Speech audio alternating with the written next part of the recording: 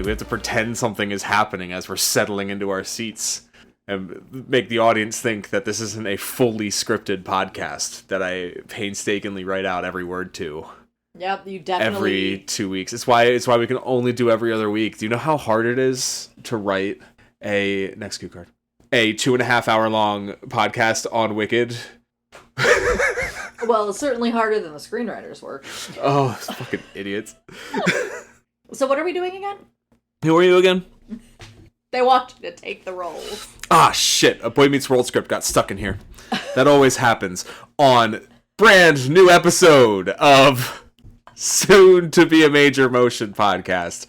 The podcast where we watch movies that are based on books and read books that were turned into movies. I am Billy Beck. I am Cody Beck.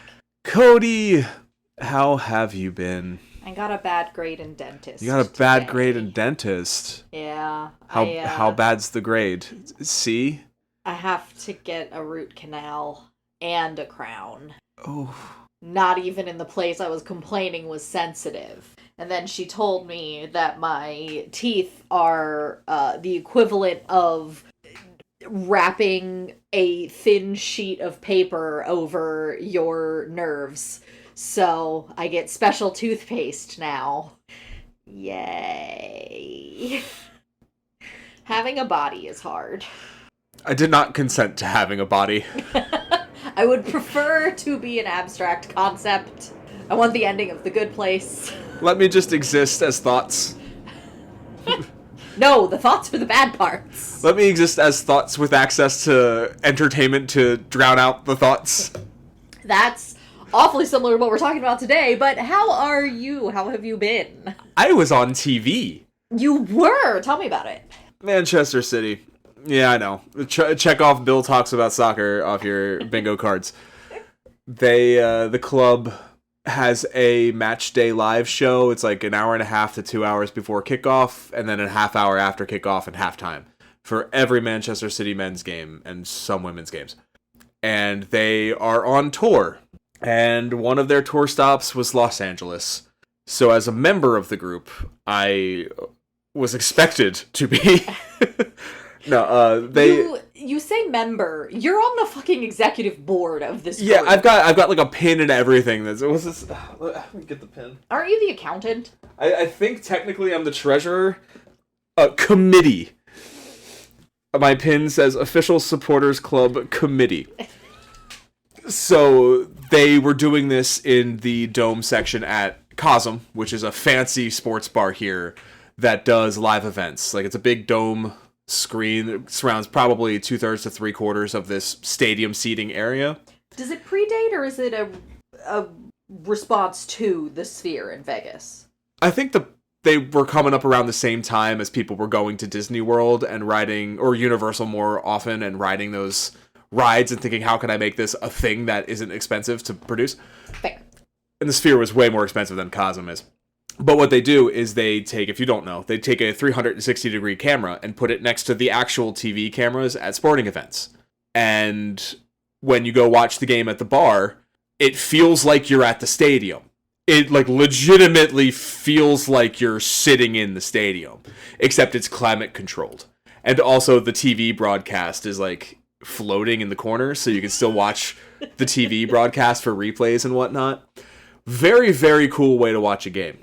So the club bought out like half of the stadium section specifically for the 3 local groups, of which only our group went. So we got, I think, 30 free tickets. Damn. And they also asked for some people to be interviewed during the program, and I was approached and I said yes. So I got to be on this. They kept referring to it as like an international broadcast, which is true, but it's like I got to be on this streaming show for a soccer team in Manchester. And it was very cool. because I got to meet a couple club legends. Neda Manua, who also does like punditry for ESPN FC. Punditry sounds like a slur. It or a crime. It's a crime. By definition, it should be a crime.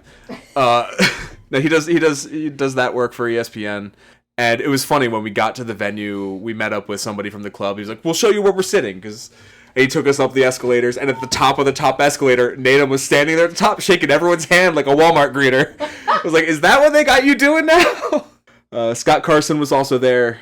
He was a third-string goalkeeper. I think he has more trophies for the club than minutes played.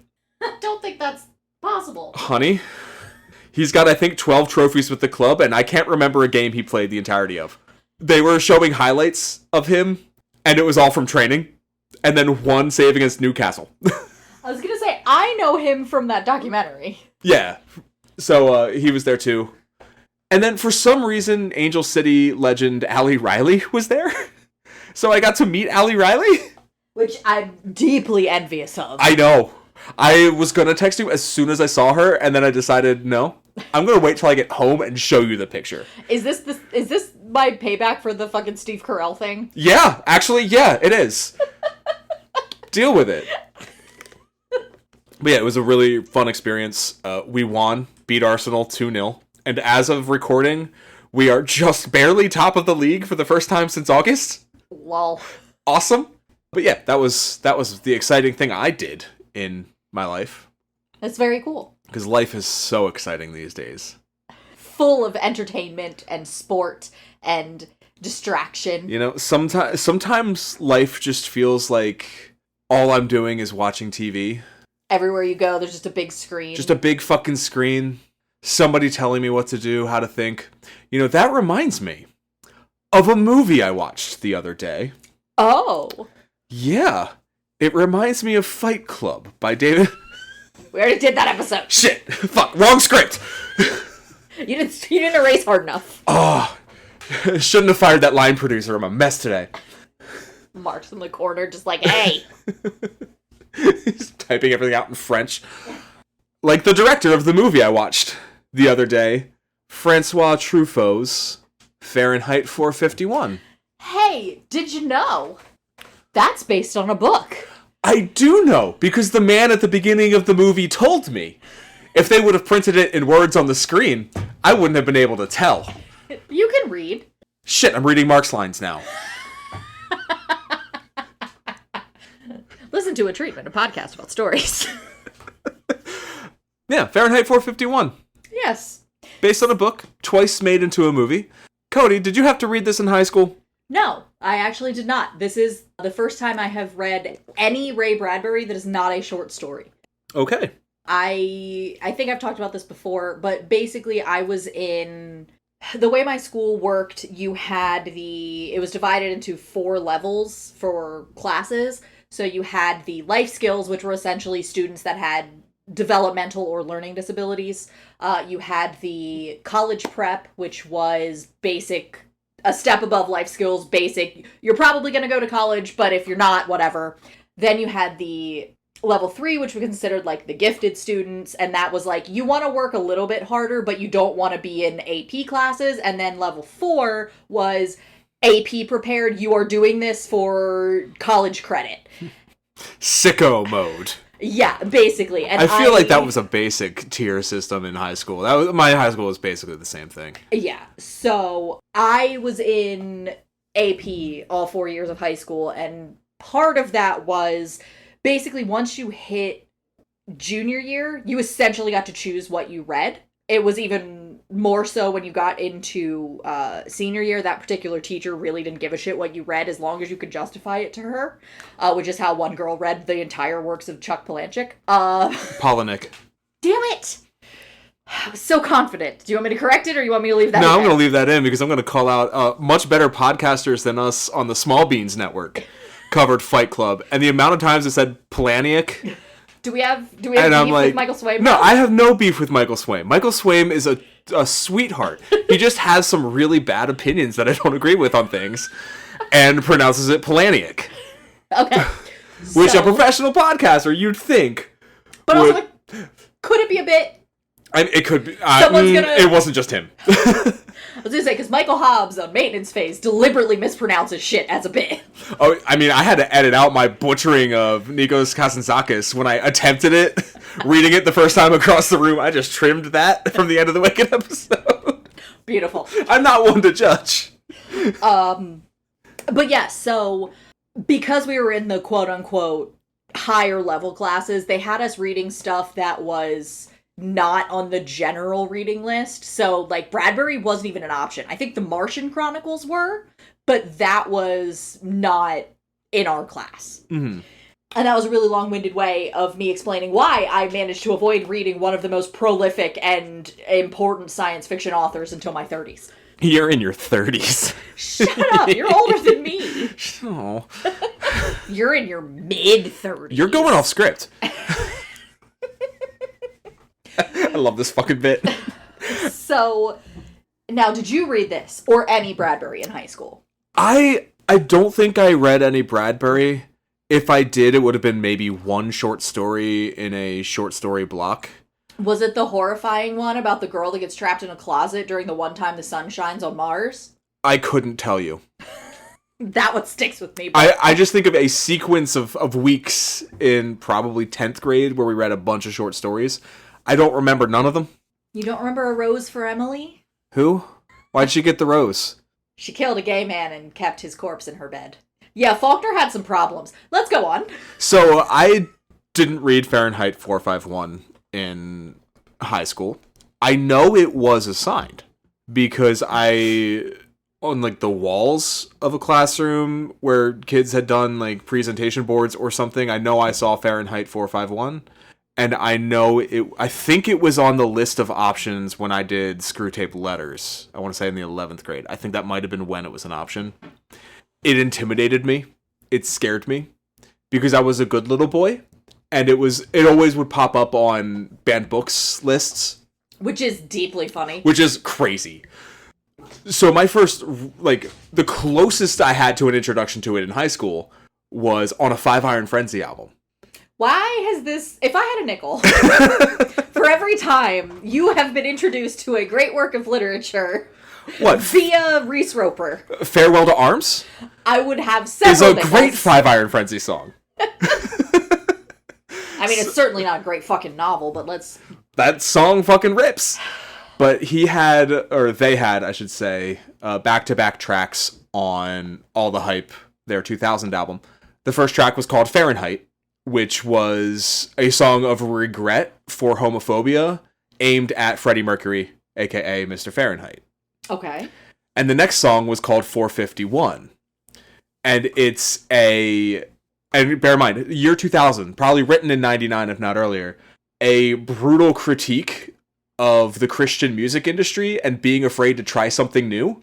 And the chorus reads, "Somewhere away from here, from past mistakes they often learn, at Fahrenheit 451, you close your doors and let it burn."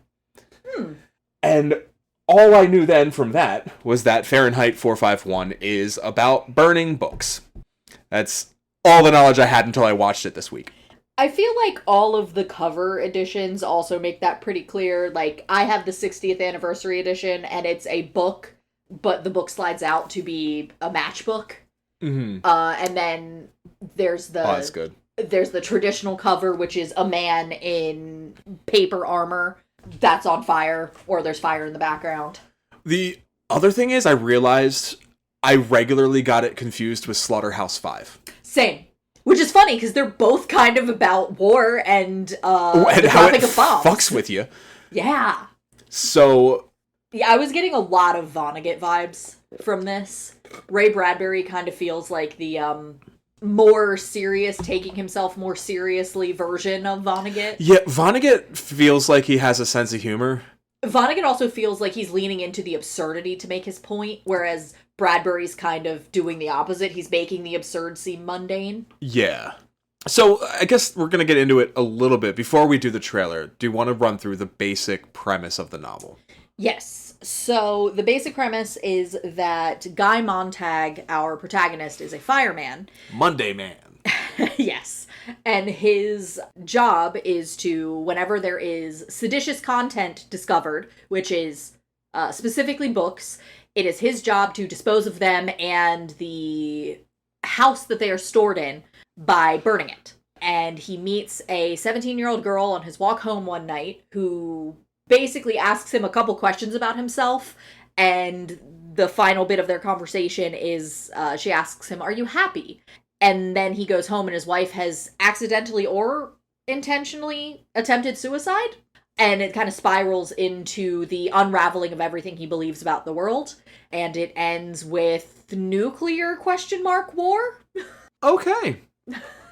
All right. So, like I said earlier, I watched a movie based on this. I guess. It's got the same title.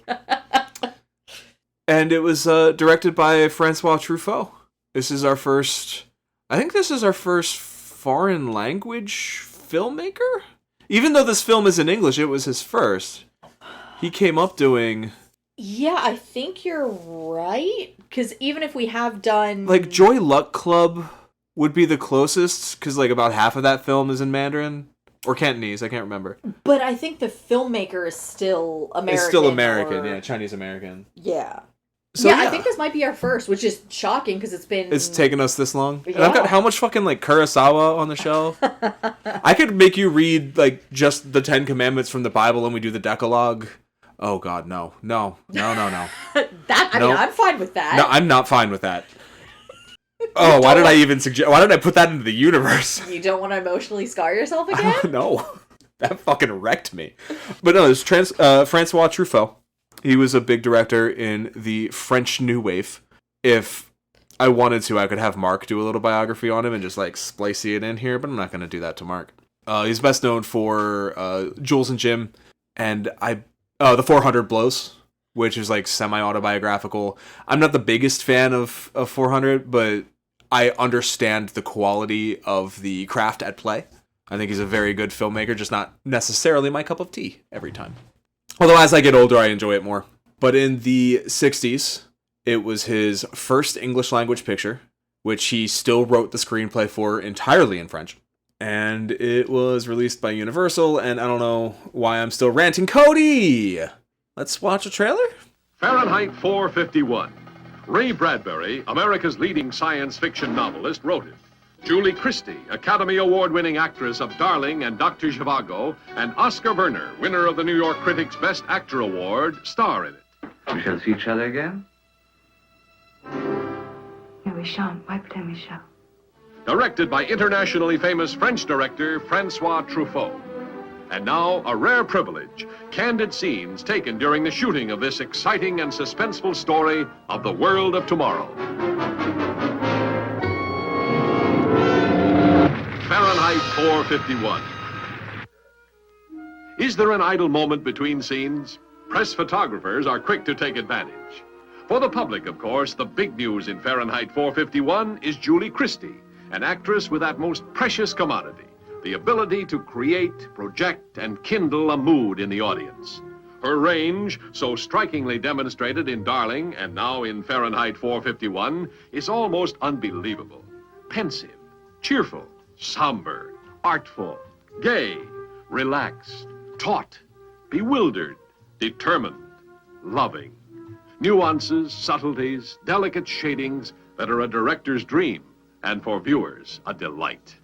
In this film, Julie plays a dual role, portraying both the wife and mistress of Oscar Werner. Here she is as the wife. I brought you a present to celebrate your... Oh, I forget what. Never mind. Do you like it? Isn't it lovely? You like it? Yes, I do. Very much. Isn't it smart? It's the very latest thing. Can I throw you on and run away? All right. As the mistress, Julie Christie makes her greatest impact. Warm, generous, daring, she fires the imagination of her lover and leads him into the sort of adventure that makes Fahrenheit 451 unusual and exciting motion picture entertainment.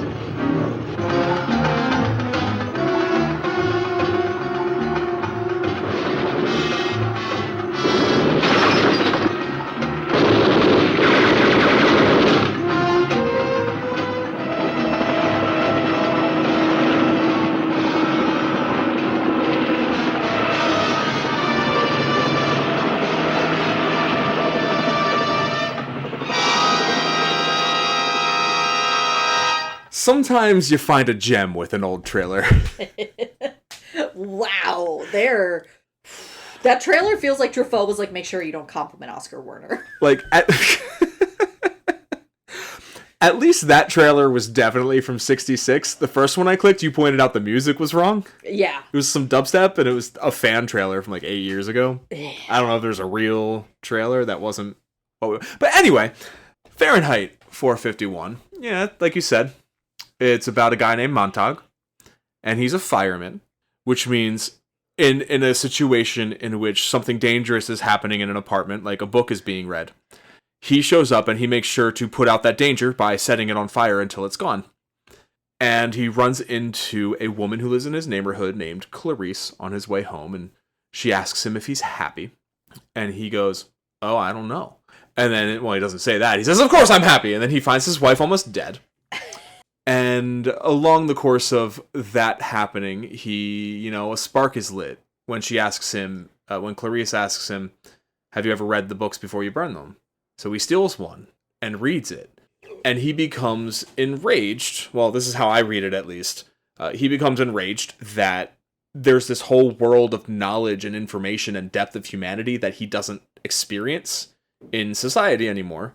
And so he starts reading more and learning more and becoming more agitated with the way things are and how everyone around him is zombified by, one can only assume, free access to all sorts of placating drugs. Specifically heroin. As well as a very experienced medical team that can just bring you back to life with some fresh blood. Just got to clean that blood out real quick. So he reads more, but being in the position that he is in, which is, what's the, like, teachers and doctors? Mandated reporter? He's like a mandated reporter for books, but he starts reading himself. Yeah. And his wife turns him in because she's tired of them things in her house. So she turns him in, and he's on the truck as it pulls in front of his own house. And he uses the moment in which he is handed a flamethrower to burn his own books. He uses that moment to burn other people and things around him and escape.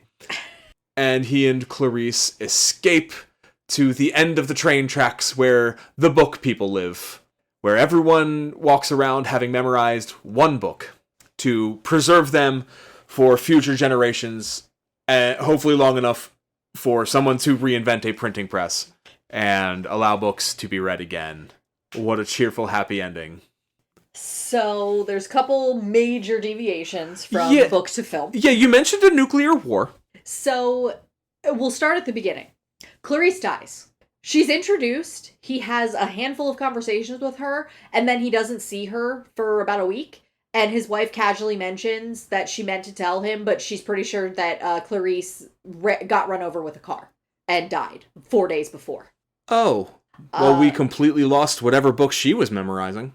Ray Bradbury actually wrote a play version that was an expansion of the novel, and he brought Clarice back to life, because he kind of liked the idea that she had escaped and was living, rather than, just being murdered in a car.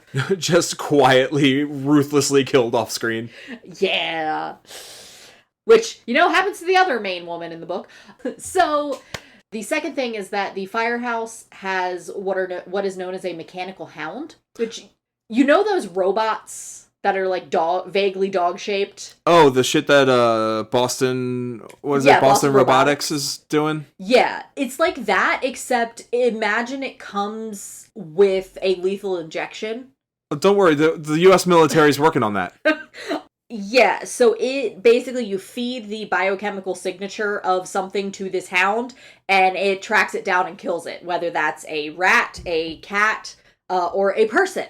And it's not alive, obviously, because it's a... mechanical hound. Yeah, that's kind of the whole thing, is that the fascination is that it's not alive, but it's also not dead. And Montag feels like it doesn't like him, and the rest of the firemen are like, you're an idiot. It's a robot. It can't like or dislike. It does whatever we want it to. And Montag is like, no, it fucking hates me.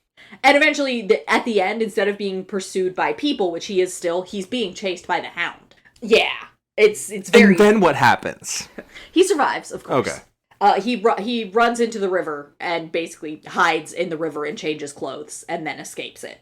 Because like vampires, mechanical hounds cannot cross moving bodies of water. Well, he changes his scent. Mechanical hounds cannot cross flowing bodies of water. Sure. For they are vampires. Sure. That's what they're injecting things with their bites. It's not. They have to be invited in. They do not have to be invited in. The third thing is that sunlight burns them. I'm just gonna keep going. There is in the background a war that's happening. In the movie, I think you hear it in that conversation where Montag is like, yeah, I noticed your husbands aren't here tonight, where are they? And she's like, oh, it's gonna be... Oh, yeah, that's like the briefest mention that, like, oh, my husband's in the war! Yeah, there's another character named Professor Faber who is kind of like, he functions as a conscience, essentially, for Montag, and he is a former literary professor. I think he taught linguistics, and he explains he and Montag basically both feel that this war is different than all the other wars that they've had.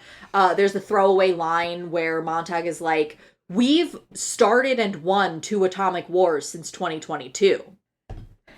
Because this was pre-hydrogen bomb, like it was in development, but it hadn't been fully created yet. Don't give the guy any ideas.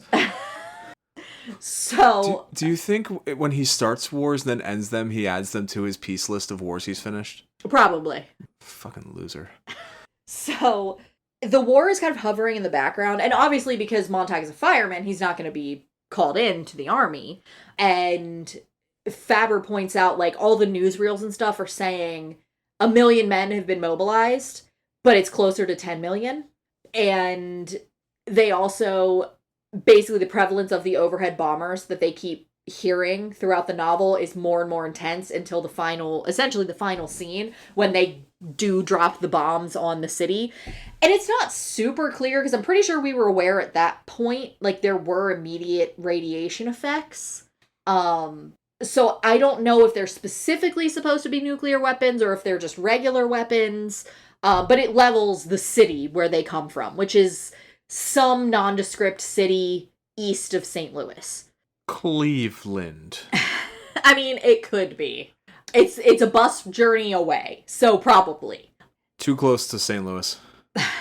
Yeah, so it ends essentially with the book people who Montag is now leader of, ? How does that happen? They just start falling in line behind him, I guess because he's the only one that has any sort of... Because he's the one still wearing the fascist uniform? Probably.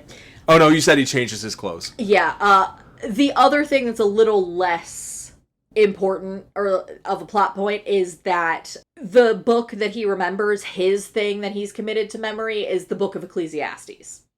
The only thing I remember about the Book of Ecclesiastes is that it comes right before Song of Solomon, which is the sexy book. They also make it more clear that you can have just a chapter of a book, and that's sufficient, because they talk about a place where the whole town is one book. They all just each have, like, a chapter memorized. Oh, that's gotta be a bitch to read. Oh, what happens next? Chapter 8 is sleeping. Shit. Yeah, so those are, like, the biggest differences. Mm-hmm. I mentioned the play that he wrote. He does revive Clarice in the play. I didn't read the play, I just read some of the changes that he made. What was the other change in the play? Fuck, I can't remember. I'll remember later. So, I get why they'd want to cut the nuclear war stuff out of the film version, just because it's extraneous. Like, I feel like that was more of a concern in the 50s when he wrote it than it was in the 60s when the film was made. But there's still a lot of fucking Nazi visuals going on. So does Mein Kampf show up in the book too? No. That's crazy. That was a crazy fucking choice. It really was. The way fucking Beatty, he holds up he's like, we have to burn the books, and he holds up Mein Kampf, smiles as if to say, and this one's my favorite, all the books. Like, I'm making a sacrifice here and burning this one too. Like, so fucking wild. The thing that's extra funny is that, yes, it was one of Bradbury's inspirations was, of course, the Nazi book burnings. He actually had ideological links to a party, the Technocrat Party, Technocracy, something. Technocracy? Yeah. They were like, basically they were like, the world economic system is going to collapse in 1945 and then we'll be ruled by scientists. And Bradbury was like, he agreed with a lot of their ideas, and then he found out that they were part of the book burnings in Germany and was horrified. Oh boy. And obviously, like, disavowed, no connection, whatever. But he actually was more inspired to write Fahrenheit 451, specifically the version of Fahrenheit 451, not the previous versions, by a novel from somebody in Soviet Russia that was talking about basically the ideological warfare that Stalin was committing, and basically the censorship that happened in Soviet Russia. But he called that novel, which I am trying to remember, the lunatic brother to Fahrenheit 451. Yeah. He's like, even though it was inspired by these other things, it is specifically that novel, which I think is called Darkness at Noon. I don't know. Yeah, But that's okay. Something like that.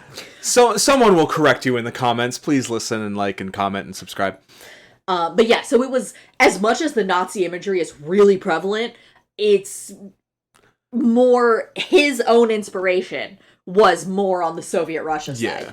And just taking that, like, it's for him modern concept of over censorship to its logical conclusion of what if you get nothing? Yeah. And how does that affect humanity? And that's something that I really like about this story, is that it's fascism, yes, like explicitly, but except for the fact that fascism is defined, I believe fascism is specifically right wing, but what this is could come from either side.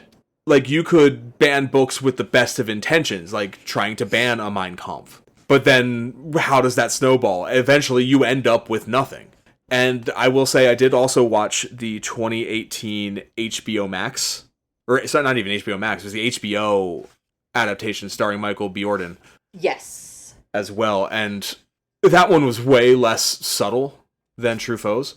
To the point where, like, to the point where one of the characters is explaining, like, well, oh, look at this, it's Huck Finn. White people felt that black people wouldn't like it because the way the N-word was used in that, so they started burning this one. And then, oh, here's Native Son, and white people started burning that one for a different reason. And he's just like explaining, like, oh, liberals were getting too woke.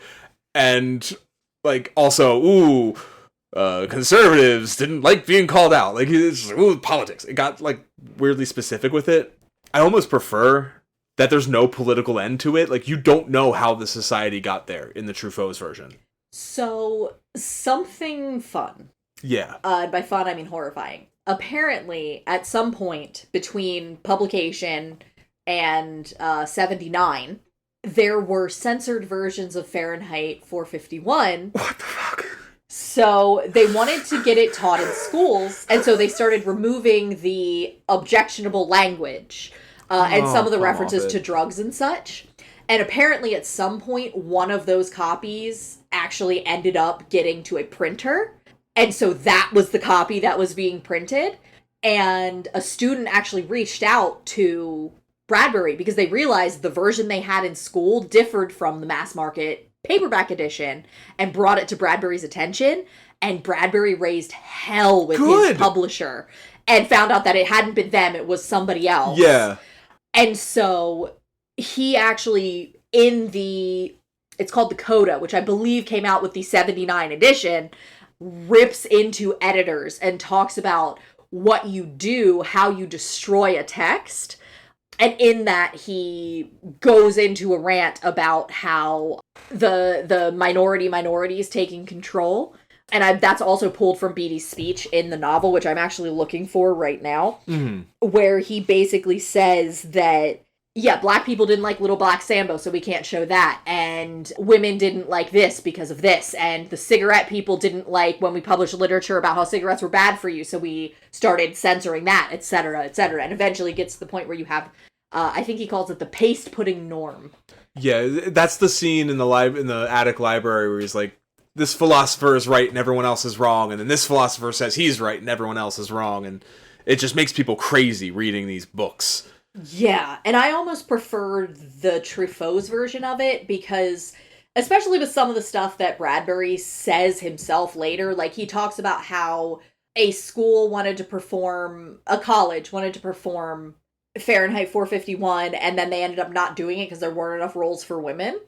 Yeah, and so he got really upset, and any of those roles could be women. Just cast a woman. It's not fucking hard. Yeah, so that... This is a sexless book. Well, actually, is the book sexless? Yeah, there's even less sex in the book than there is in the Truffaut. Mildred's too busy being dead. Is that Linda? Yes, her name in the book is Mildred, and calls her Millie. There's actually a really sweet scene right before the bomb drops, even after she's turned him in. The literal bomb or metaphorical bomb? Literal bomb. Okay. He's escaped the city. She's, of course, still in the city. And he's seeing everything happen as if from her point of view. And you can tell that he does genuinely love her. Mm. And it's like he's getting his heart broken because, she betrayed him and now she's dying. And he realizes in that moment, he remembers when they first met. Oh. He's like, we met in Chicago years ago. And then it's the literal drop of the bomb, and the last thing he yells is her name. And it's actually very sweet. That's actually reminds me of something that I love about the story and the world of this. Because it's very easy to go, okay, book censorship limits ideas, which is why there's only one ruling party, the ministry or whatever it is, and no one knows anything. But what I really like is that he also explores, and I'm not sure how much of this is in the novel and how much of this was Truffaut, but he also explores that not having the written word affects our memory. And you could attribute part of it to the drug use and the constant, I'm sitting in front of the TV, but also not reading. You have less vocabulary. And with less vocabulary, you have less ways to remember things. And eventually, every day is the same and you don't remember anything that happened before because everything was the same leading up to it. And as a fun experiment, I decided to not take any written notes for this one. Is it because I started working on this podcast on 420? Maybe. But I think it works. Because there are a lot of things that I know I wanted to say, but I didn't write anything down. I can't remember shit. And that was 2 days ago. So another thing that was altered for the play is you get a little more insight into Captain Beatty. And he invites Montag over, and Montag goes over and is shocked to find that Captain Beatty has a library. His whole house is shelved in books. And he's like, but this is illegal. And he's like, no. Reading them is illegal. Having them is fine. And he goes into a whole rant about how basically he's taking the power from the books by having them and not reading them. But because of all the things that he quotes, it's clear he did spend an excessive amount of time reading. Again, in the play, in that same speech, he talks about how he used to love books. And basically what happened is life happened to him and he couldn't find a book to make him feel better.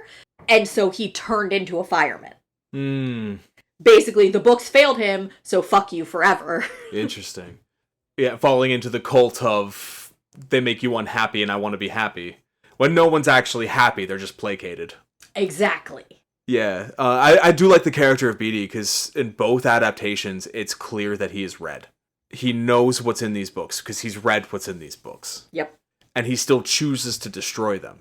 Yeah. And that character was actually really fleshed out in the 2018 one, which we'll get into more depth in a bit. But he was portrayed by Michael Shannon, and in that version, every night he covers up his Panopticon Cam Siri girlfriend and opens a safe in which is a pen and cigarette rolling papers. And he just writes down little phrases and thoughts on the papers.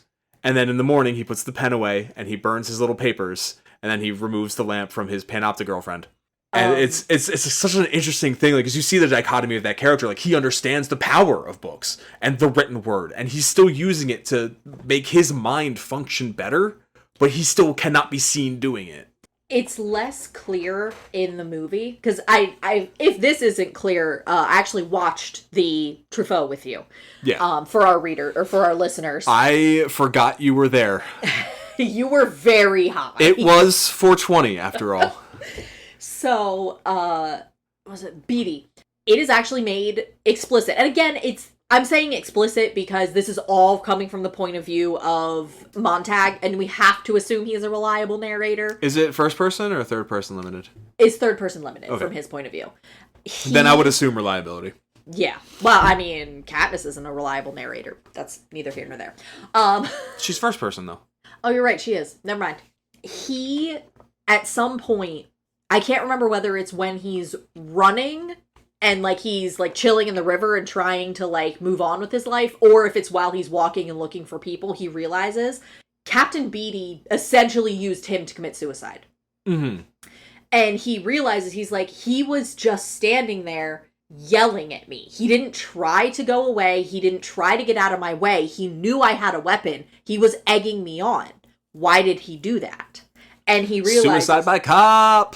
Yeah, like, he realized he wanted to die, because there was this dichotomy in this guy where he had that cognitive dissonance, where he was a very intelligent man, and it's pretty clear that, of course, he had all of these books. I'm pulling in the play, because I'm considering the play canon for this point.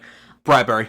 Yeah, and so he uses Montag to make the choice for him, basically. And I don't think that plays that way in the movie. Not as much in the Truffaut. It's very... It's kind of ambiguous. I think a lot of his character is ambiguous. Like, you never really learn where he stands on everything. Like, you know he's in this position of power, but also he respects what he's destroying in a way that his underlings don't. And... Something about know thy enemy. Yeah, and it's why I feel like Montag is getting the promotion, or he's up for the promotion he's up for, is because Beatty sees something in Montag that he saw in himself, and it was this, and this is just my read, I don't have the text to pull this from, but he's seeing in Montag what he felt at that age. He sees Montag at that crossroads where he can go down the path of learning more about books and reading more, or he can go down the path of being really fucking good at this job. That is a very important job in keeping society functioning. And Montag, I think he even has a line of dialogue after his... it's hinted that he might get this promotion. He mentions it to Clarice that he... Because she mentioned she got fired from her job and had this is before she gets fired. But she said that she had a meeting with her superintendent and she thinks she said the wrong things. And he says, I think I did too. Yeah. But, To quote from another dystopian novel, 1984, you can get away with the small crimes, or you can get away with breaking the big rules as long as you keep the small ones. Yeah. And it's interesting that in the society, the higher you go, the more access you have to books. And it's less of a crime for you. It's not like it's less of a crime, but it's more like people aren't going to out you as much. Because in the novel, Beatty actually tells him there were 3 alarms for you. I ignored the first 2. Because it came from the other 2 women at the poetry reading. Oh, yeah. That makes sense. It's... I can't see any parallels in modern day where, like, someone can be found guilty of 34 felonies and then get told, you're guilty, go have fun being president, whereas there are people incarcerated in the state of California still who've done nothing more than petty theft or marijuana crimes. So, there's no parallels in America. This is America. USA. Fuck, I keep having thoughts and then they're, like, drifting away. Read more. It helps you remember. I read so much today. That's the problem. Well, just turn the page on your script and keep reading. So, something that I think I don't know that the movie does a really good job of addressing this, is that multiple characters in the novel point out that even when we still had books, we still made bad choices. So, I've said I have the 60th anniversary edition. This is from page 82. This is a conversation between Faber and Montag. After all, when we had all the books we needed, we still insisted on finding the highest cliff to jump off. But we do need a breather. We do need knowledge. And perhaps in 1,000 years we might pick smaller cliffs to jump off of. The books are to remind us what asses and fools we are. And then previously, in this same conversation, I believe... Yes, earlier in the same conversation, Montag says, "We have everything we need to be happy, but we aren't happy. Something's missing. I looked around. The only thing I positively knew was gone was the books I'd burned in 10 or 12 years. So I thought books might help." "You're a hopeless romantic," said Faber. "It would be funny if it were not serious. It's not books you need, it's some of the things that once were in books. The same things could be in the parlor families today. It's not books at all you're looking for. Take it where you can find it, in old phonograph records, old motion pictures, and in old friends. Look for it in nature and look for it in yourself. Books were only one type of receptacle where we stored a lot of things we were afraid we might forget. There's nothing magical in them at all." And that's the thing, is books are kind of a metaphor for all of the things that have gone wrong in this society. And, like, They're the scapegoat. yeah, and like Montag says there, the only thing he knows is missing are the books.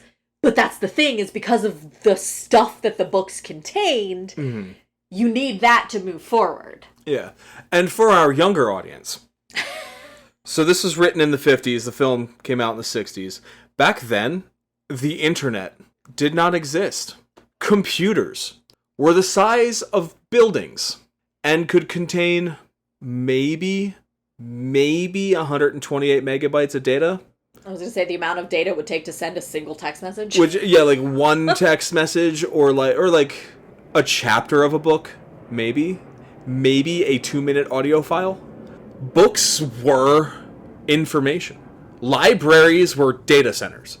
In multiple editions, multiple interviews, multiple stories about the writing of Fahrenheit 451, Ray Bradbury talks about how he actually wrote this in 2 9 to 10 day stretches in the basement of UCLA's library at a typewriter where you put in 10 cents and it gave you half an hour. And he would jam out for half an hour and then take a jaunt around the books and then come back and do it again. And he did that for about 9 or 10 days. And he jokingly blames his kids because he's like, I would rather play with them than work on anything. And so if they would come and distract me while I was trying to work in the garage, I wasn't getting anything written and we needed money. Yeah, and he spilled that book out too. I believe he said 9 days.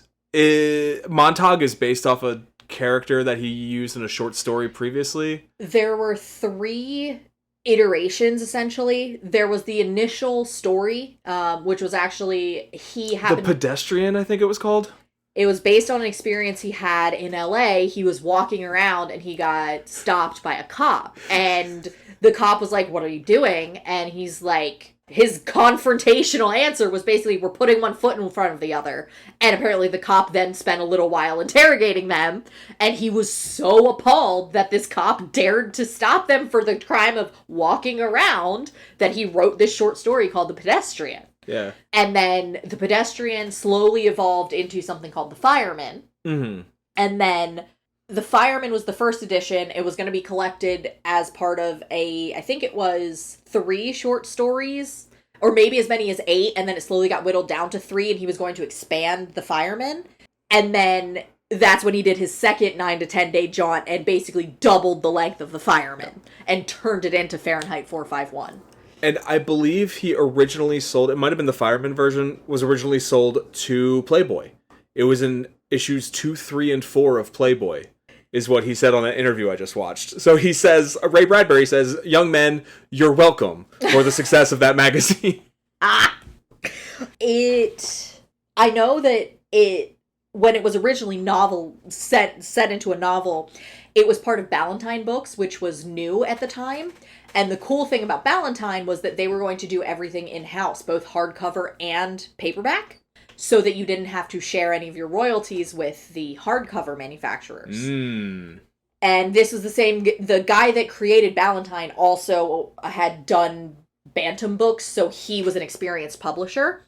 He apparently flooded the market with copies of this book. He sent a shitload of hardcover copies to a bunch of the hoity-toity reviewers. I think it was something like 600 hardcovers out to these reviewers because he wanted to give the book the weight he felt it deserved. But at the same time, he also disseminated a bunch of paperback versions to lesser reviewers because he wanted this book out there. And then they did the initial print run of both. And of course, history from there. Yeah, it's kind of a big deal. Yeah.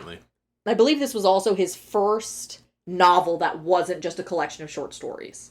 I assume you're right. I don't know enough about Bradbury's work. I haven't heard about the Martian Chronicles until it was mentioned in this movie. Really? Yeah. I'm surprised because that was the one that I knew from all of. So a bit ago we were talking about how books were the internet of the 60s. Yes. And you even mentioned in the novel he is told, go play some phonographs. I think he said something about a film. Yes. So the reason I bring that up is because HBO produced a new adaptation of this in 2018, starring Michael B. Jordan and Michael Shannon. And I also watched that one, and I think we should talk about it a bit, because it's a little bit different. You were correct, by the way. Fahrenheit 451, after it was published, was serialized in 2, 3, and 4. Yes. Of Playboy. So before we go ahead and talk about Fahrenheit 451 2018 20XD6, let's watch a trailer. Now, have any of you guys ever seen one of these bad things for real? We burned almost every physical book in the country. So by the time you guys grow up, there won't be one book left. Burn it. What's wrong, Montag? Your vitals have been off recently. Did firemen used to put out fires? That's a classic lie. Have you used your drops today? I want to know why we burn. We are not born equal. We must be made equal by the fire. And then we can be happy. I got things inside my head that don't make sense. Dreams that I can't explain. Read. Before the men come back, do you want to know what's inside these books? Insanity. They're lying to you. What aren't you telling me? You never do anything. You're just like Beatty. I'm not like Beatty. We have an important task for you. If anybody sees me, I'm dead. The danger is real and immediate. We need to get ahead of it. What if I tell these people what you do? Words are a terror, son, I know. Knowledge is a dangerous thing. Drop it!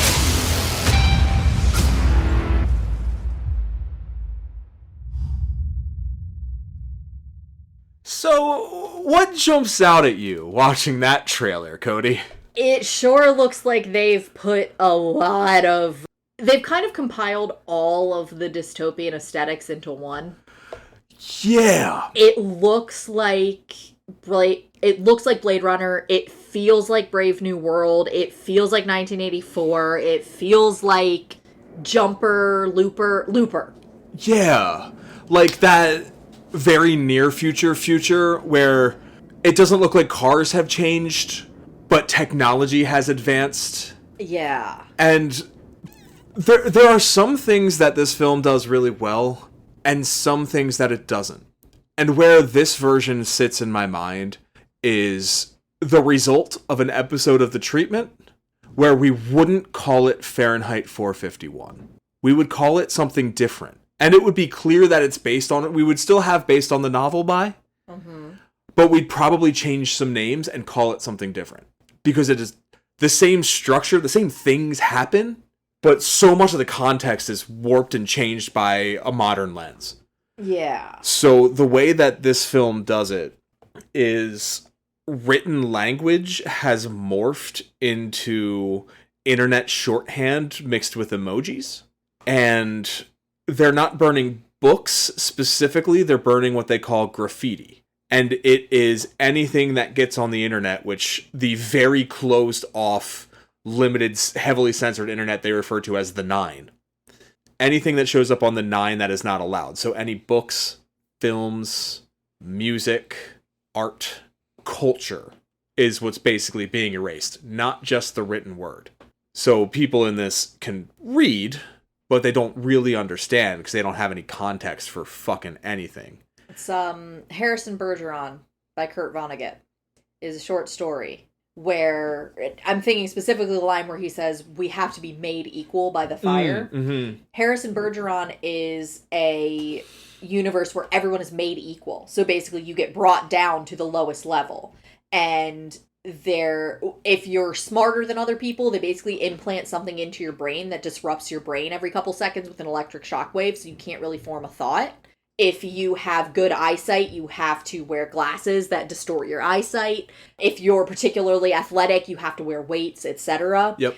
And what happens is the people that they're watching TV and you realize that their son is basically the equivalent of a Superman. He's incredibly strong, incredibly athletic, super smart, basically physically perfect, and he is a dangerous criminal to this environment. And basically he runs into the play performance the ballet performance that's happening and takes the weights off of the ankles of the prima ballerina, and they're dancing incredibly beautifully, and then they get shot and die and no one remembers it. Yeah. And I'm just thinking, like, it's that idea of, like, we all have to be made equal so that everyone can be happy. Yeah, basically. It's that same exact idea. Rather than deal with things that make people unhappy, rather than deal with the root causes, we're just going to get rid of the symptoms. Yeah. So the way that they do that in the 18, everyone's online and placated by the internet. Like, the first time we see Montauk, he's getting ready in the morning, and his, like, bathroom wall screen is... He's got his Twitter feed on one side going up, the fucking state media on the other side. He's scrolling through pictures from the last night's burning to post on social for his fans, and then he sees something in the feed that he just fucking taps on, and Yuxi is the name of the artificial intelligence. Yeah. Just orders it for him. And because it was made in 2018, like, AI doomerism is happening in this. There's references to, like, this is first Trump administration, so there's references to, like, racism and censorship in that. And it's almost like they're trying too hard to make it pointed towards now. Mm-hmm. Like in dangers of social media and stuff like that. It's almost like we've said this before, where every period piece is more a reflection of the time that it comes out. And that's even the case with Fahrenheit 451, because that is firmly set in the McCarthy era. Mm-hmm. House Un-American Activities Committee was happening. Vonnegut lived in Los Angeles and had a lot of friends in Hollywood that were blacklisted because of McCarthy. Vonnegut or Bradbury? Bradbury. Sorry. It's all right. I was like, I'm pretty sure Vonnegut lived in Indianapolis. Yeah. No, Bradbury lived in Hollywood and had a lot of friends that were blacklisted because of that.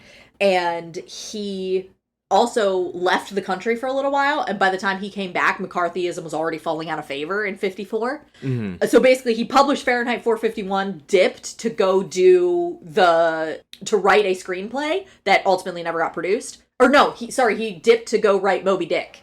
And by the time he came back... Did he write that under a pen name, or...? Sorry, the screenplay for Moby Dick. Which, again, I don't think it actually got produced. I know he's written screenplays. I'm trying to remember what they were now. Yeah. No, that Moby Dick got produced. Oh, did it? Okay. Yes, sir. Yeah, he went to... I believe that was in England. But yeah, that was, like, kind of the rise and fall happened. So... I feel like you see that also with, Aldous Huxley and Brave New World, 1984, which was written around the same time. Yeah. I believe it did 84 was written in 48.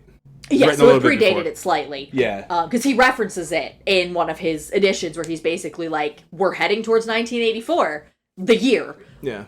and also, 1984 in quotes, this is kind of set in the middle. Yeah, I think Truffaut handled that actually kind of well, because he made a point to have technology move backwards. Like, they're using old rotary phones, and she gifts him a straight razor and throws away his electric razor in a scene. And it's like a visual storytelling way to say we're moving backwards as well. Yeah. By, like, literally we're going back technologically without books. Like, progress has ceased. That's actually something that's really interesting with the Truffaut, because there's a Black Mirror episode where everybody lives in basically rooms that are all screens. And that's the way in my head I pictured the wall screens that he describes. Is basically like all 4 walls. Well, he only has 3 that are the walls where the family, the TV show happens. There's actually a really funny aside where Faber is talking about how Jesus is now a member of the family. And he has a line that's actually like probably my favorite line from the book, which is, sometimes I wonder if God even recognizes his own son the way we've dressed him up. That's a fucking banger of a line. Right? Kazantzakis fucking could never. I mispronounced that. Kazantzakis. Thank you. Yes. I can do it, I swear. Proud of you. Yeah, so that whole scene, I'm just like, damn.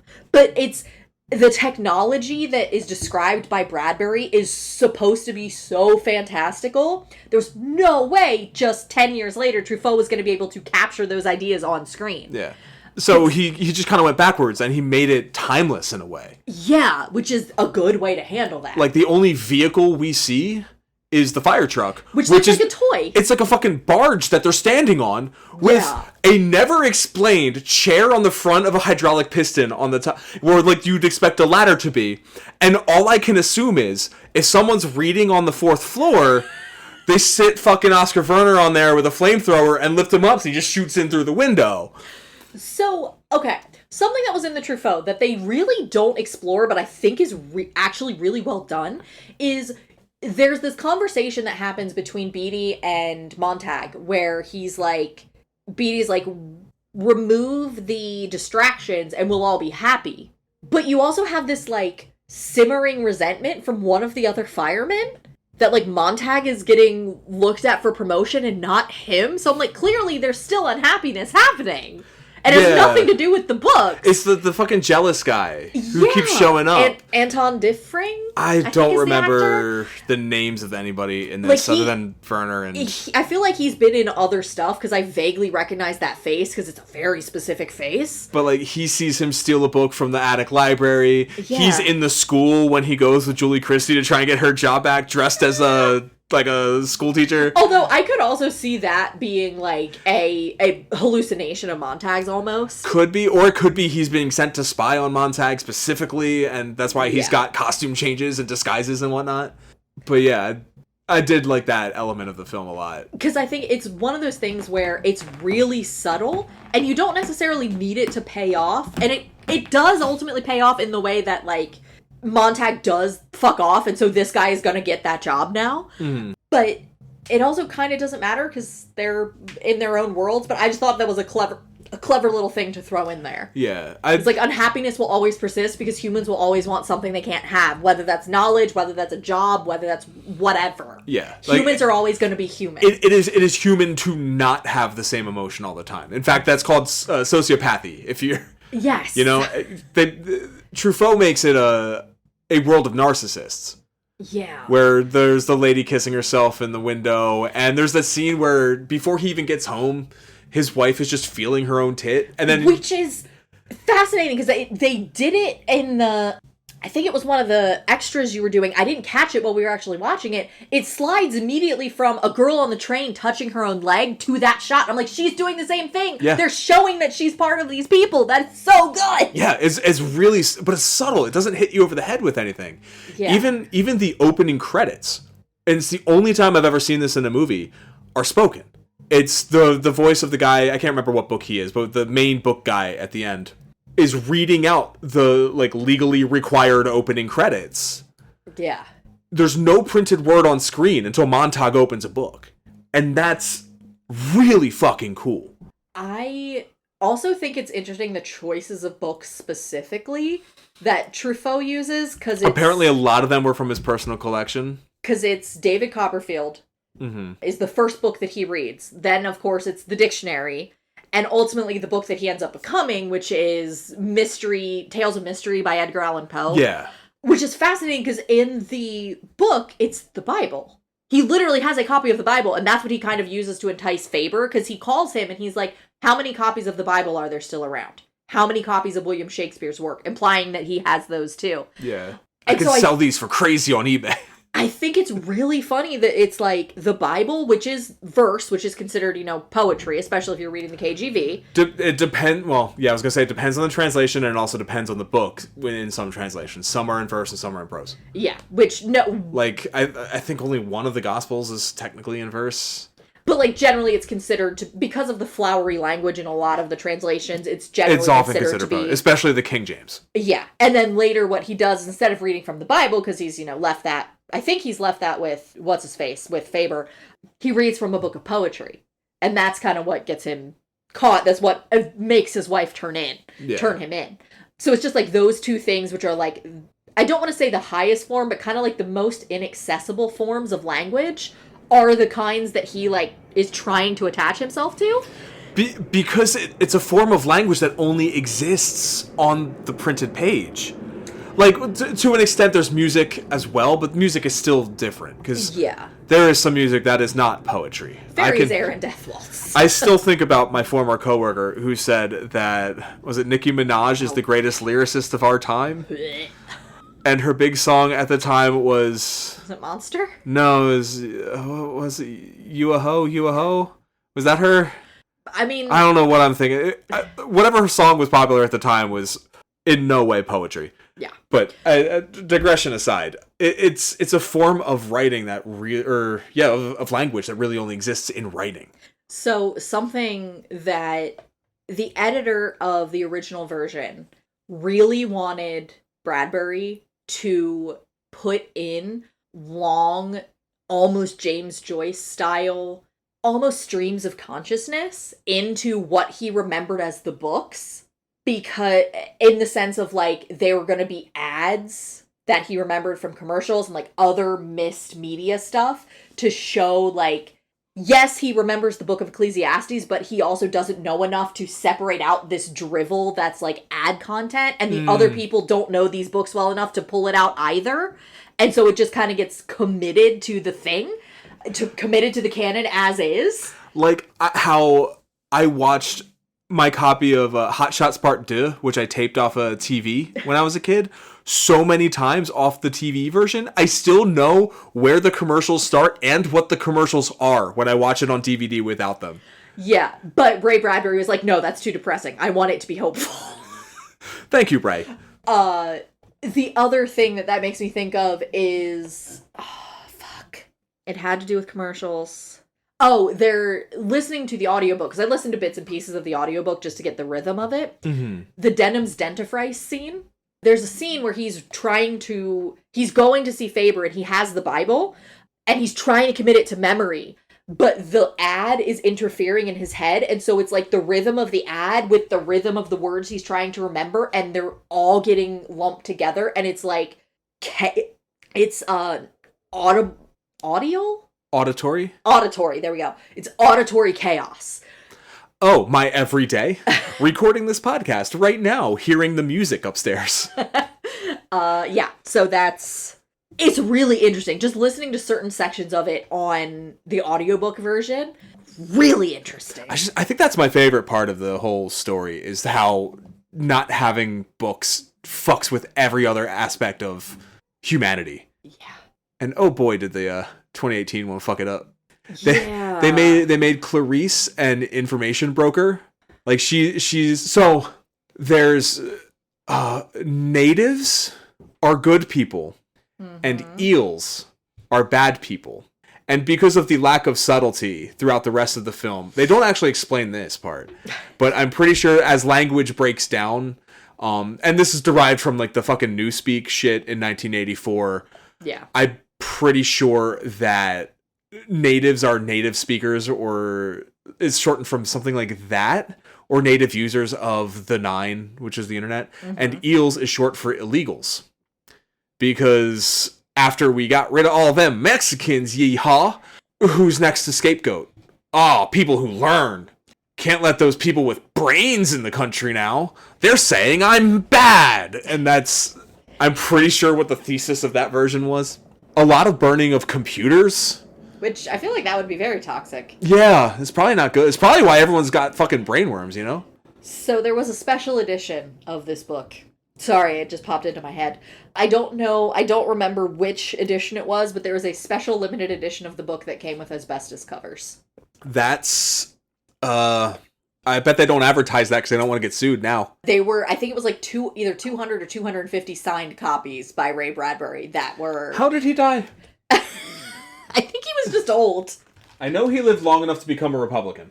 Yeah, that doesn't surprise me. Lengthy illness. That's all Wikipedia says. Yeah, he was 91. He died in 2012. But, I was going to say something about the 2018 as well. Oh, it becomes fucking Children of Men at the end? Yeah, that was weird. That was fucking weird. He gets to the book people, essentially, and the book people are like, alright, yo, you need to meet this guy. This guy's Clifford, and he's memorized 13,000 books, and they spend a way too long period of time testing him on what books he can remember. And of course, like, what's-his-face in The Bride, every book quote in that movie is, like, poignant to the scene happening. But, I'm sorry, I need to backtrack a little bit. When the old lady dies, when she self-immolates, which she, I assume Ray Bradbury didn't describe her like wearing a suicide vest of books. No. So in the 2018, when she burns herself, so they soak the kerosene on all the books, and she's standing on the pile of books, and they're like, "We can't do it till you move. You're going to need to move." And then Montague goes to get her out, and then she takes off her robe, and she has books wrapped around her, strapped to her, as if it's a suicide vest, and then lights her own match and sets herself on fire. So, I will say... Sorry, the point I'm making is, because I want to get back to the Children of Men of it all. Yes. She says the word omnis, and then when they broadcast her self-immolation later, they blur her mouth and make her say cowards. They deepfake her. Mm-hmm.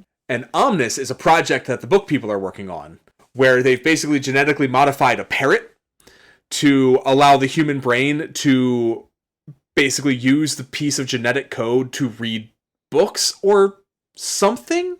I didn't quite understand what they were saying, but like basically a genetic library.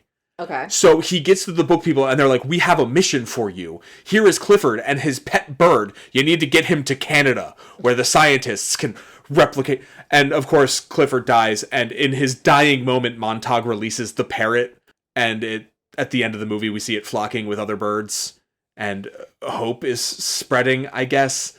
I assume none of that was in the book. No. That's just a fucking ripoff of Children of Men, huh? Yeah. There's another one. Was it just a dream? A really vivid dream I had in college? What's the zombie movie where they have like a cure and they got to get it to a place? A little bit Last of Us, a little bit... Yeah, a little bit 28 Days Later. Yeah, I know which one you're talking about. Your son is eating Legos. Eating. Bubba, that's a Lego. That is not a toy for children. I know which one you're talking about because the thesis is that the scariest thing is men. No, there's is it a little Will girl. Smith one? I Am Legend? Yeah, there's a little bit of that in I Am Legend. Like he finds people at the end, I think. Yeah, but he finds zombies. He's the scary one. Oh, that's right. The twist. Well, there's multiple versions of that movie. Yeah. Anyway. Girl. I know which one you're talking about. It's like a little girl who's the cure, but it's basically like she is a zombie, but then she takes her favorite teacher with her and they travel and the teacher has to live in like a tiny little cube and teach other zombie children because they're the next evolution of humanity. I don't think I saw that one. Oh. I don't know what, but it's a zombie trope, you know? It got so tropey at the end. Yeah, it's really mid. Like I said, like the way that they acknowledged the progression of technology, I appreciated. And that's why I said it's the kind of thing we would have done on the treatment. Where we say, okay, how do we modernize this? Because the world's information isn't stored in books anymore. It's stored on the internet. Yeah. They take over the internet, and it's their job to fucking burn servers that are uploading malicious materials to the internet and also, like, police the internet like crazy. Something... But we wouldn't have called it Fahrenheit 451 either. We would have called it The Fireman or... Yeah, it would have been called... Or some pun on... Firewall. We would have called it something like that. Yeah. But then HBO ain't going to sell it. So in the edition, there's a bunch of notes about little basic clips and pieces wherever other authors had talked about Fahrenheit 451. Mm-hmm. And one of them is from Margaret Atwood. And I thought her quote was really interesting. She says that Fahrenheit 451 predated the theories about how media shape people, not just the reverse. We interact with our creations and they themselves act upon us. Now that we're in the midst of a new wave of innovative media technologies, it's time to reread this classic, which poses the eternal questions. Who and how do we want to be? And now's the time where we talk about TikTok. I thought we were going to talk about AI. Yes. So basically, like, you hear the joke about how, like, toddlers now, they're not doing the banana shape with their hands to imitate a phone, they're doing the square. You say toddlers, that's like college students. Yeah. And we're also, like, experiencing... over and over again now, we're experiencing this problem where the rise of algorithmic learning, I'm not going to call it AI because it's fucking not, it's a language learning model. Oh, someone's been reading Bradbury, getting fanciful ideas about what is and isn't AI. So next you're going to read Asimov's and tell me the laws of robotics. I will not read Asimov. I'm going to make you read Asimov. You bastard.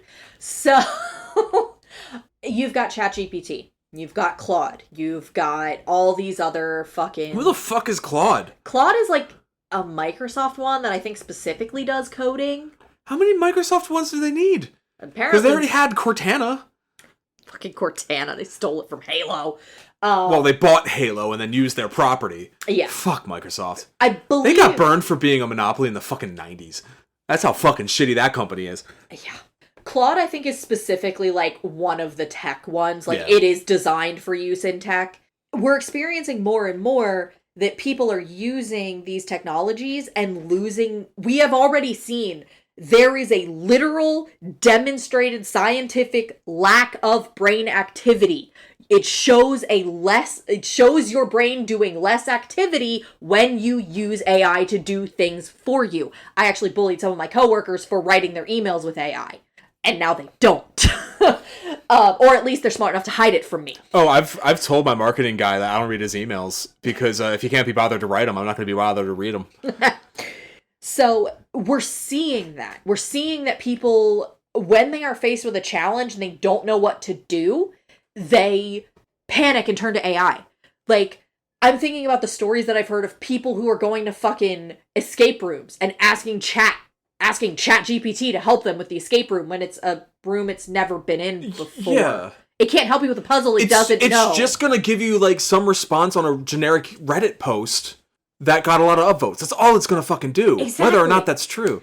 With, like, today, apparently one of my coworkers was talking to my bookkeeper about what tax rate to apply to an order. And they weren't sure if it was city or city hills. And City Hills wasn't in our software as an option. And our bookkeeper said, well, it's not in there because their rate is the county rate. Just use the county. And she said, but it's not the same. Copilot told me the tax rate is this. And to his credit, my accountant, or my bookkeeper, who tried GPT once and it kind of fucked him over, went, yeah, you know that thing's not going to be right? And she's like, that's possible? He's like, yeah, it's not always right. Yeah, unfortunately, scrolling to the second page of Google results is now, like, a transferable skill you can put on your fucking resume. But... you can save yourself time. Just put -AI at the end of your query. Yeah. Or don't use Google. Yeah, don't use Google. Or if you... Wikipedia or Wiktionary will cover 90% of my old Google searches now. You can also put swear words in. If you just put fuck, it won't put the AI, which is very funny to me. So... yeah, we're seeing that. And that's the thing that is the scariest part, is that when people have something, a tool that is advertised to them as making something easier, and they use it and they're like, oh, this is easier, I'm going to start relying on this. That's when you start getting to the point where they're like, oh yeah, I don't need to read anymore. Oh, AI will summarize this 4-page document for me. I don't need to read that. The amount of times that I've opened something in Adobe and it has literally glitched out because I'm already reading halfway down the page and it's just loading in the AI. Oh my god. Oh my god. I hate it. For the record, I am not entirely anti-AI. I do think there are some places that it could be used. For example, I think in medical imaging, to spot anomalies, you can have that done so much faster with AI, but not our current AI. You still want a doctor to look at it then and go, okay, correct, this is something to look at but by a human eye. Correct. Use it as a tool, not a crutch, not doing the entire job for you. Yeah, like I agree there are some very specific uses. They do not involve large language learning models. Correct. ChatGPT is a net bad to humanity. Not even society, to the human condition. It is bad for people. Not only is it wrong, scraping information, illegally using copyrighted works like pieces of art, etc., it's also using so much fucking water. Ugh.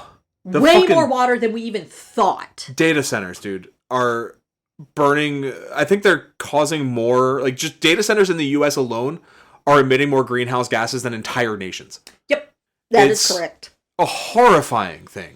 And our entire economy is teetering on the fucking splintering wood that is the AI bubble. It's basically just the same tech companies trading trillions of dollars back and forth, hoping that they can bolster enough fake money to make you think that it's worthwhile. Disney pulled out, though. They pulled out of Sora. They sure did, and Sora immediately collapsed, which is beautiful. It's real easy. It's going to be real fun to watch this bubble burst until, like, our wallets hurt. Also, I saw that apparently Disney also recently released a bunch of ASL versions of their popular songs from their movies. Like, oh, no shit. Fully animated. And they immediately got slapped with, like, hey, is this fucking AI? And they released the footage of the people, the actors, the ASL deaf actors signing and how they animated on top of that to show, no, we did not use AI. Like, Disney is an evil corporation, and by being a corporation, that makes you evil. Yes. But they at least saw the blowback from, I think it was Prime, released some anime with AI-generated English subtitles, and they were absolute dog shit. Crunchyroll is actually I think they fired a bunch of their subbers and oh boy, did English. They're gonna piss off the weebs. That's not a smart thing to do. We'll go back to the fucking YouTube 3-parters, baby. I do not mind watching my anime on archive.org. I really don't. So much good anime and so much good other things are available on archive.org for free. You just have to know how to look for them. DM me for details. But like, yeah, and I was definitely feeling like what we learned from this story. Like, how do we apply this in modern day? And it is that threat of AI. Because what, at least in the Truffaut, what the government, I assume it's a government, I don't actually fucking know, because they never go into detail of who's in charge of the society, who makes the rules. They don't really. And I love that they don't. I love that they don't. To know. In the 2018, there's like a ministry, and there's like scenes where Michael Shannon is in a room full of screens and other men in shadows are discussing plans. It really, that really just feels like they were like, let's put some 1984 here. Yeah, exactly. But like, I like not knowing who the government even is and who's making the decisions. And the decisions that they're making are placating the people. And, you know, it makes you wonder why. But now in our techno-fascist future, when knowledge isn't done by researching anything, it's done by asking the AI. The answer you're going to get from the AI is going to be influenced by the AI's creator. Look at what Grok says, and look at who created Grok. And also look at how many versions of Grok were on. Yeah, like that chucklehead got in his mind some bullshit about white genocide in South Africa, and all of a sudden Grok is telling everyone about white genocide in South Africa. At least Sam Altman, who hilariously tried to get served a risotto the other day, a ChatGPT recipe risotto, if I do recall. At least he's a little more subtle about his viewpoints and what he's trying to push, but you know that shit's happening in the background. Mm-hmm. Ditto Microsoft, they're going to try and get you to pay more for Word or whatever on their AI. The Amazon AI is going to tell you things that it thinks you want to hear in order to get you to purchase shit. Yep. I know that because at work, we've had customers return things because Amazon's AI lied to them about features. And they were too reliant to actually look at the description as to what the features were, because the answer was right there on the page. The issue is when you stop challenging yourself, when you become content letting other people tell you what to do. The heart of every dystopian novel, every dystopian story, is that you were content letting other people tell you what to do and you didn't want to think for yourself. That is the danger when you become reliant on the technology that tells you what you want to hear. Mm-hmm. And it makes you narcissistic. The pushback that we're seeing, and I admit that it's probably, I admit I probably do have a slight echo chamber because I have been interested more in the anti-AI, but the pushback that I've seen on social media platforms from people who are so angry that AI is being shoved down our throats and forced at us makes me happy. And it makes me feel like people aren't willing to give in and roll over to this new technology just because it's a new technology. Yeah, because it doesn't fucking work. Yeah. Like there's also that. I know a lot of the pushing of AI, especially right now, isn't because the people who created it want to get their viewpoints into your head without you noticing. Grok, outlier. But the rest of them, the reason they're being pushed so much right now is because so much money has gone into these projects that they need people to start paying for it to see a return. And not enough people are going to do that unless they're forced to. Yep. Which makes it all the more important that we don't use it and don't pay for it and ignore it and actively talk against it so that these trillionaires who are trying to take over society through technology instead of, through violence like a good American does? I don't know. You got to do it so these billionaires learn they won't learn a lesson, but they might lose a lot of fucking money. Yeah. And that's good. Yeah. Because it's not me losing that money. I got nothing in fucking AI. Barely have money in my bank account. Shit. So Ko-fi.com/soonmajorpod. Help pay for podcasting fees. They're due in May. The war that I talked about briefly, I feel like it's interesting that they did cut it out because both adaptations that you watched cut it out. Yeah, it was briefly referenced in the Truffaut and the HBO. I don't recall any reference to a war. So it's explicitly America, and I think it's important that it's explicitly America in the novel, because when he's having one of his conversations with Faber, Montag is thinking to himself, and he's just like, why are we always at war? It feels like a war ends and another one begins. Like, why are we always fighting? Is it because I've heard, like, the rest of the world is starving, and here we're at leisure. Like, we just do whatever we want, and we all are just, like, happy. And is that why everyone hates us? Because they have to work hard, and we're just having fun? And I was like, ooh, writing that in 53 is a choice. Also, the fucking American economy, and to an extent the world economy, is built on fucking war. Yes. Yes, it is. Because conflict drives production, which is necessary for growth, and in a capitalist society, that is the goal. And then capitalists will say, well, communism kills people. Socialism kills people. Motherfucker, what was the slave trade? It's funny how all these people want capitalism for us, and then they want socialism for themselves. Cold, brutal capitalism for us, but when big companies fuck up hard enough, they get, bailed out by the government. Sweet, sweet socialism for them. Yeah. The future's techno-feudal. God King Google 3D prints approval. I would really like you not to be able to just, like, effectively quote that song and it makes sense every time. No bread, no circuses, just YouTube shorts and instant noodles. Airbnb just purchased London for 6 trillion rubles. Bubbles burst, but we get frugal.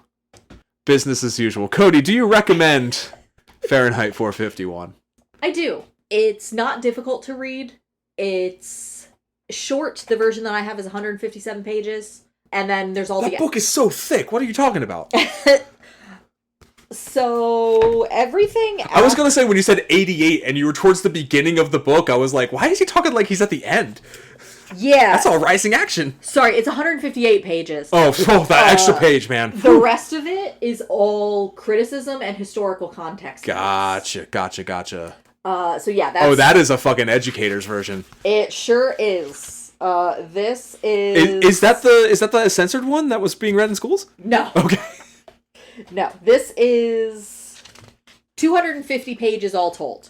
So it's an extra 100 pages of history, context, and criticism. I was going to say, that is not a 150-page book that you were holding. That is definitely more. Yeah. It's broken up into 3 sections, and each section is about, like, between 30 and 50 pages. Obviously, it's 160 pages long total.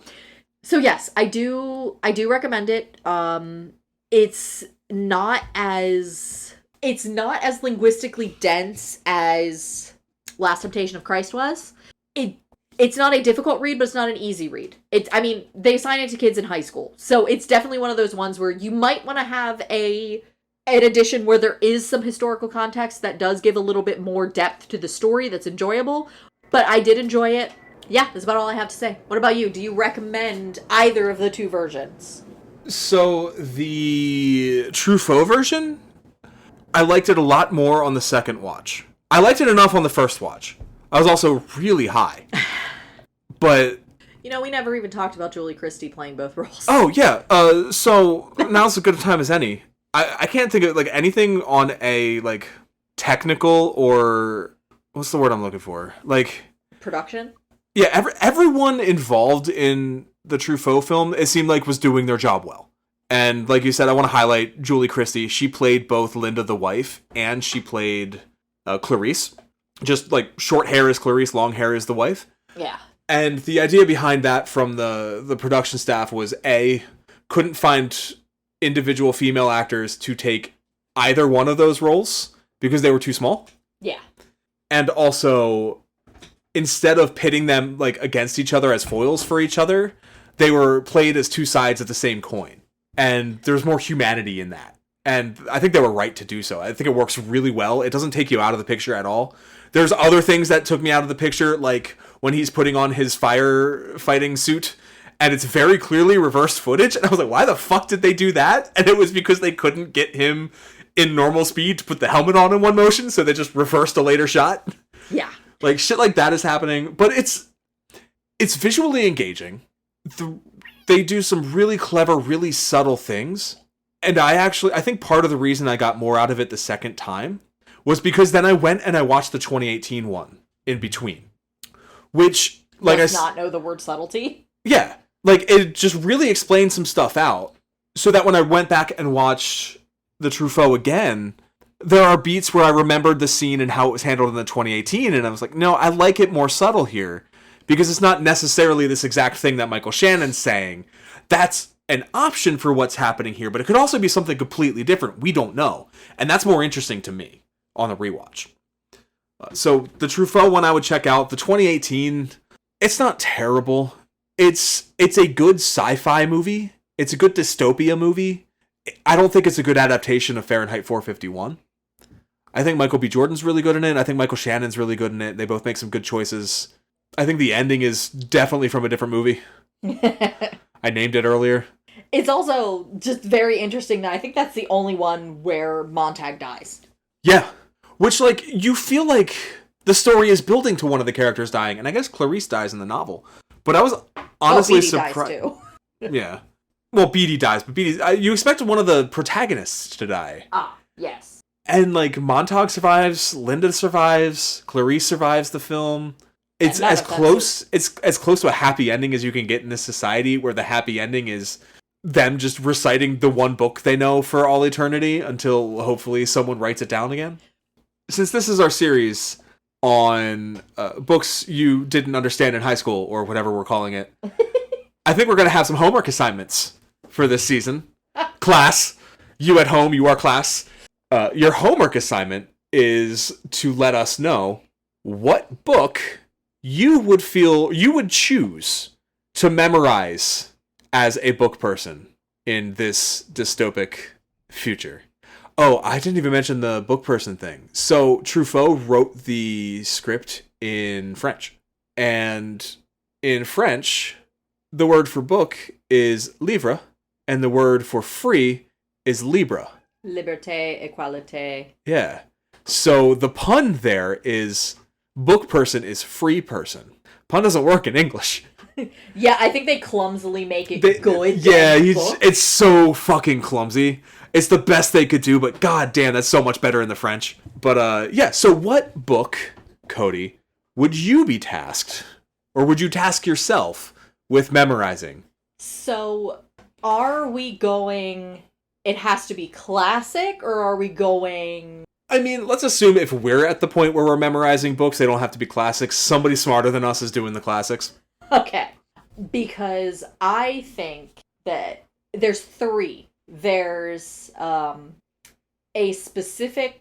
series of books that I read when I was growing up, and it's called Dear America.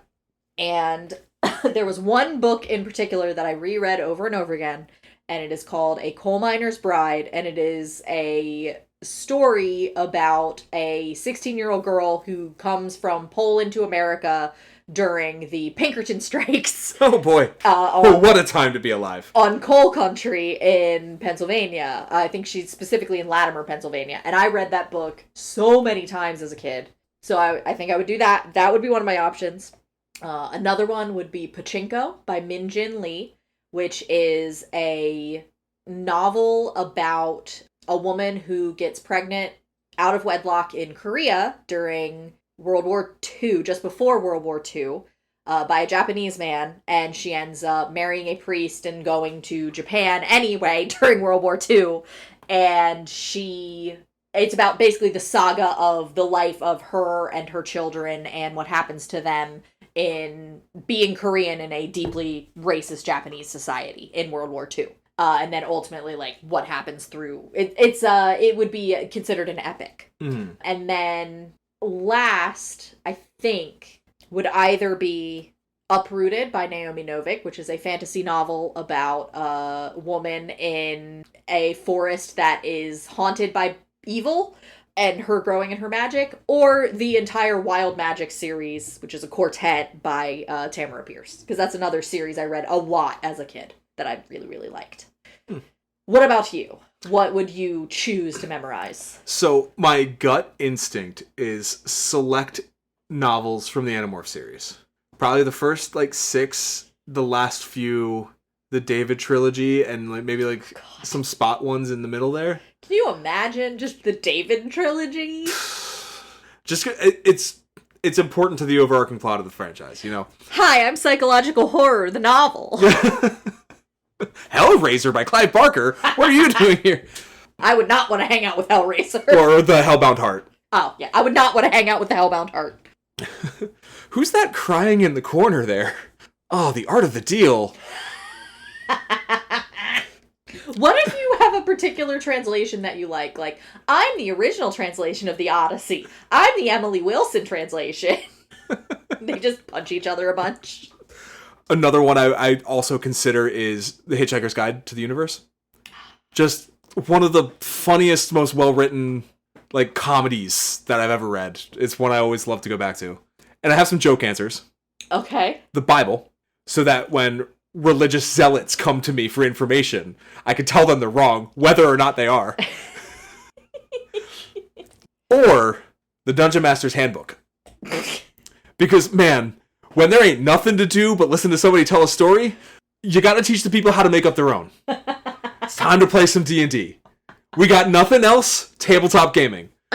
We'll whittle some dice out of some sticks. I like how it's sticks and not rocks. Well, you're not gonna whittle rocks, you'll break your knife. No, you'll just carve the rocks. I said whittle.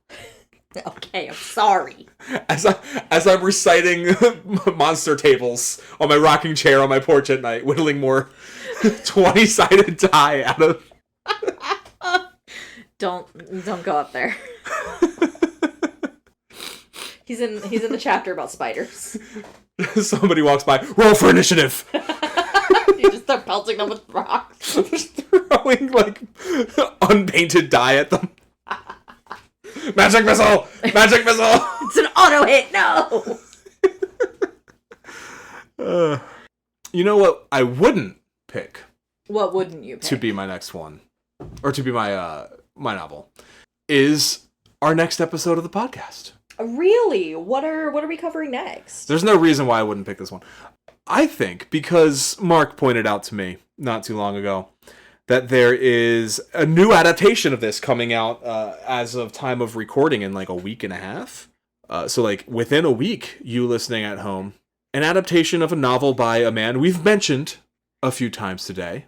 A novel that I remember reading in school and not understanding.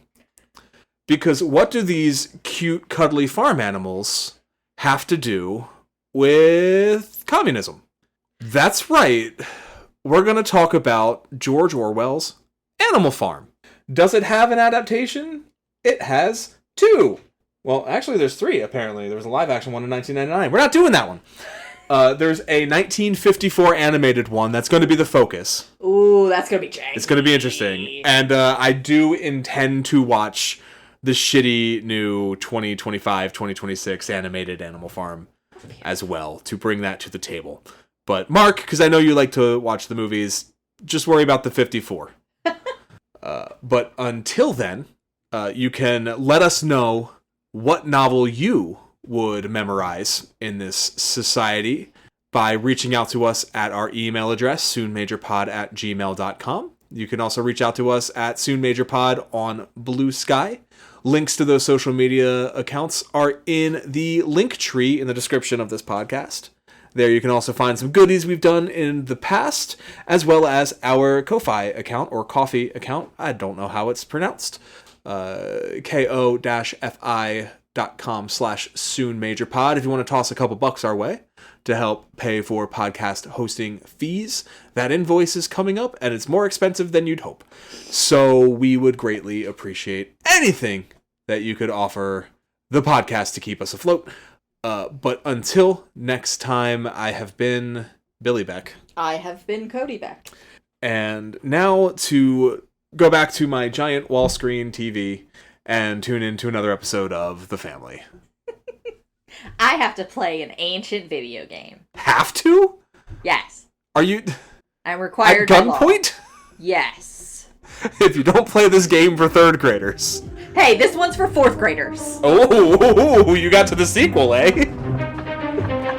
Yes, I did.